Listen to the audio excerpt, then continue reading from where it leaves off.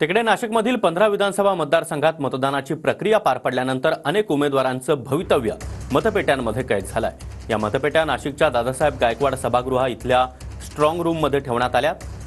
या ठिकाणी सुरक्षेच्या दृष्टीने यंत्रणा देखील मोठ्या प्रमाणात राबवण्यात आली आहे। याचा देखील आढावा घेतला आमच्या प्रतिनिधींनी, पाहूया। राज्यभरात मतदानाची प्रक्रिया पार पडल्यानंतर ज्या मतदारांनी मतदान करून आपला हक्क बजावलेले आहेत त्या मतपेट्या आता स्ट्रॉंग रूममध्ये ठेवण्यात आलेल्या आहेत।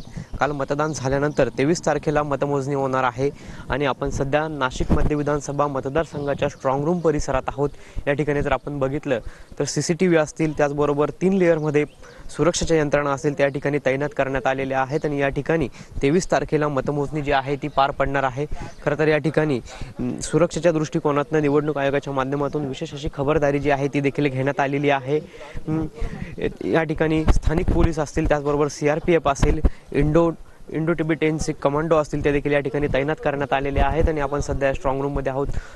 या ठिकाणी आज जे आहे ते कुटणी केली जाणार आहे आणि त्यानंतर 23 तारखेला या ठिकाणी मतमोजणी जी आहे ती सुरू केली जाणार आहे। कॅमेरा पर्सन प्रसाद पवारसह पवन येवले, TV9 मराठी, नाशिक।